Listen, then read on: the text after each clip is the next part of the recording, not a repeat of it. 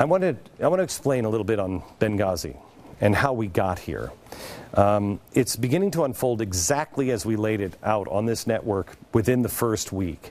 We were called conspiracy freaks. You're now seeing the testimony. We had several people leak information to us.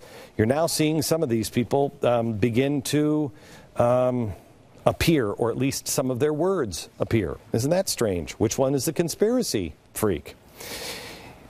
This is what you think is true about the United States. You think that we have this policy that says we are against terror. But the truth is, we're only against Al-Qaeda terrorists. That's it. Now, why is that? Well, because we've made a pact with Saudi Arabia. Saudi Arabia is against Al-Qaeda too. Remember, these were Al-Qaeda guys that broke off and left Saudi Arabia. They want the kingdom to fall. But the Muslim Brotherhood is actually for Saudi Arabia. They're financed by Saudi Arabia. If you understand that Al-Qaeda is the Bloods and the Crips is the Muslim Brotherhood, you begin to understand it in American terms. And let me show you another way to look at it. Al-Qaeda is the Weather Underground, and the Muslim Brotherhood is SDS, or Acorn. Acorn. That's the difference. The Muslim Brotherhood has decided to be the Peace and Justice Party, Acorn. They're both radicals, but Al-Qaeda said we're going to blow them all up and kill them. Muslim Brotherhood said, no, we're going to infiltrate everything, and then we'll kill them.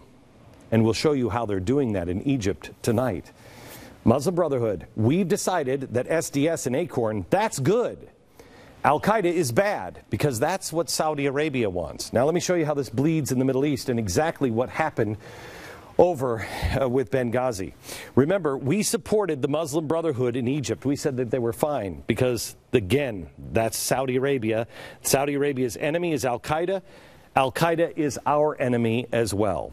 So we helped the Muslim Brotherhood here, and it spread. In Libya, we were helping get rid of Gaddafi. Who attacked us? Many of the people that were attacking us, they were not Muslim Brotherhood, Al-Qaeda allies. Al-Qaeda. Al-Qaeda enemy, Al-Qaeda enemy, Al-Qaeda attacks us here. At a CIA safe house. Why? Why was it a safe house? Was it a safe house because we were running guns on a boat to Turkey into Syria, which the Saudi Arabians, all the New York Times has already verified all of this. Saudi Arabia said, support the Muslim Brotherhood in Syria. They're begging us to supply guns to Syria. So we did, on a boat to Turkey into Syria, which, coincidentally, CARE, which is Muslim Brotherhood. In Texas, the vice president, he goes over to Turkey in December and then to Syria, and he's running that operation. That's what it is. The entire operation originated from Benghazi. And there's only one person that was running the guns, and that's Ambassador Stevens. And he was giving the guns to the captain of a wildly reported Libyan ship carrying, I'm quoting, I believe, the New York Times, the largest consignment of weapons for Syria. Ambassador Stevens was the broker. The administration could not have this information out, especially right before an election. The publicity the story was getting was killing them. And the administration had to say they weren't providing material support for the rebels. They're hiding that fact because they knew the weapons were falling into the hands of not only extremists like the Muslim Brotherhood that they don't want to say they're doing anything with in Syria, and also Al-Qaeda and other groups. That's why they concocted this story about a YouTube video. The Truth of Gun Running program gone bad, resulting in the deaths of a U.S. ambassador and 3 other Americans. Obviously a little devastating. And so they lied.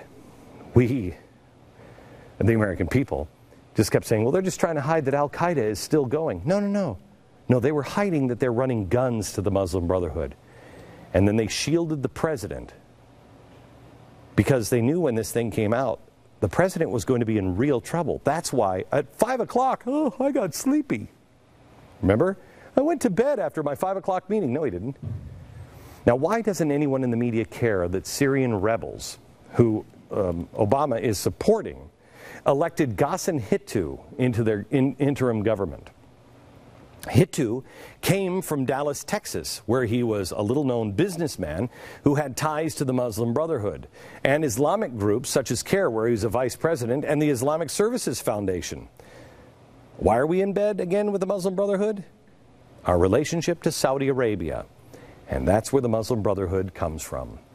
We told you on The Blaze about the Saudi national being labeled a terrorist after being questioned after the Boston bombing, and everyone said it was a conspiracy, even though we showed you all the paperwork. It was a conspiracy because where did it go? Why didn't anybody cover it? Well, let me give you another story that you will read only on The Blaze. The DHS has opened an ongoing investigation into human trafficking at McLean, Virginia, in a location owned by the King of Saudi Arabia. This is an extraordinarily disturbing story that you will see in the next 20 minutes and on a special at 8 p.m. tonight about human trafficking on a new broadcast called For the Record. 8 p.m. tonight is a special. Nobody has been arrested. They picked up 2 girls that said that they were being used as sex slaves, and it was Saudi Arabia at an embassy in McLean, Virginia. But that story's not in the news, and nobody's been arrested. Why is that? Saudi Arabia.